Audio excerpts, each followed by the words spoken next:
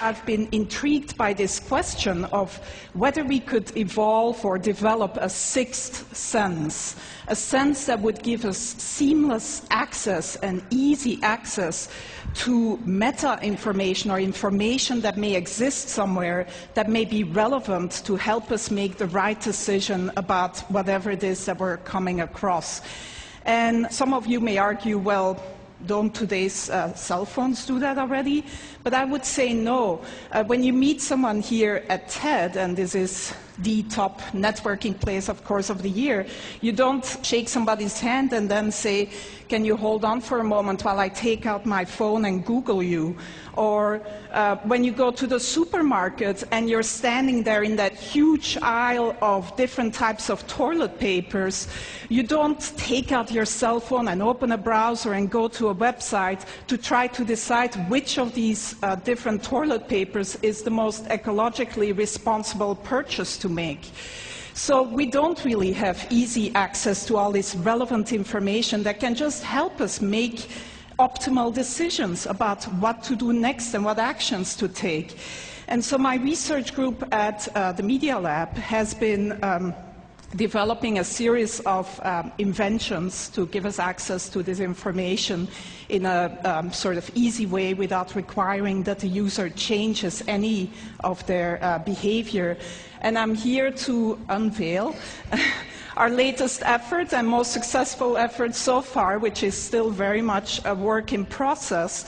I'm actually wearing the device right now, and we've sort of cobbled it together with components that are off the shelf, and that, by the way, only cost $350 at this point in time.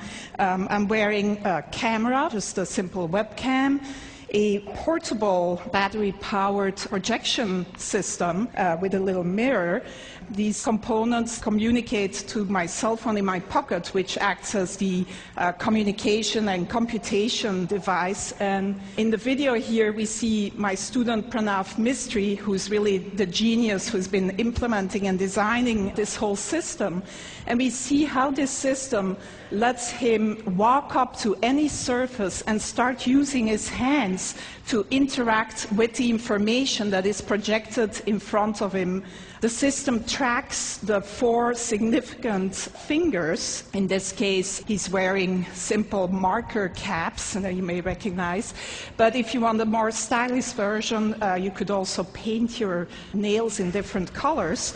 And the camera basically tracks these 4 fingers and recognizes any gestures that he's making, so he can just go to, for example, a map of Long Beach, zoom in and out, etc.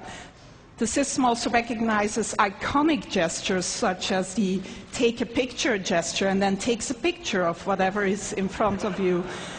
And when he then walks back to the Media Lab, he can just go up to any wall and project all the pictures that he's taken, sort through them and organize them and resize them, etc.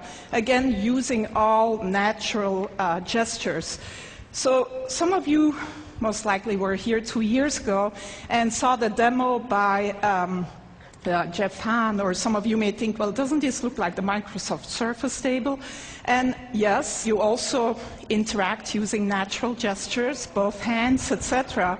But the difference here is that you can use any surface. You can walk up to any surface, including your hand, if nothing else is available, and interact with this projected data.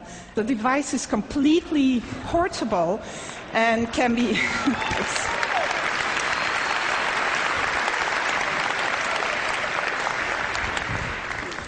So one important difference is that it's totally mobile. Another even more important difference is that in mass production, this would not cost more tomorrow than today's cell phones, and would actually not sort of be a bigger package and could look a lot more stylish than this version that I'm wearing around my neck. But other than letting some of you live out your fantasy of looking as cool as Tom Cruise in Minority Report, the reason why we're really excited about this device is that it really can act as one of these sixth sense devices that gives you relevant information about whatever is in front of you. So we see Pranav here going into the supermarket, and he's shopping for some paper towels. And as he picks up a product, the system can recognize the product that he's picking up using either image recognition or marker technology and give him the green light or an orange light. He can ask for additional information. So this particular choice here is a particularly good choice given his personal criteria. Some of you may want the toilet paper with the most bleach in it rather than the most ecologically responsible choice. But if he picks up a book in the bookstore, he can get the Amazon rating, gets projected right on the cover of the book. This is Juan's book, our previous speaker, which gets a great rating, by the way, at Amazon. And so Pranav turns the page of the book and can then see additional information about the book, reader comments, maybe sort of information by his favorite critic, etc. If he turns to a particular page, he finds an annotation by maybe an expert of a friend of ours that gives him a little bit of additional information about whatever is on that particular page. Reading the newspaper, it never has to be outdated. You can get video annotations of the events that you're reading about. You can get the latest sports scores, etc. This is a more controversial one. As you interact with someone at TED, maybe, you can see a word cloud of the tags, the words that are associated with that person in their blog and personal web pages. In this case, the student is interested in cameras, etc. On your way to the airport, if you pick up your boarding pass, it can tell you that your flight is delayed, that the gate has changed, etc. And if you need to know what the current time is, it's as simple as drawing a watch on your arm.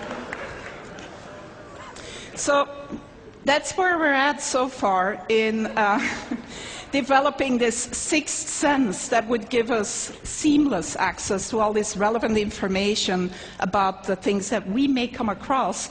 My student Pranav, who's really, like I said, the genius behind this.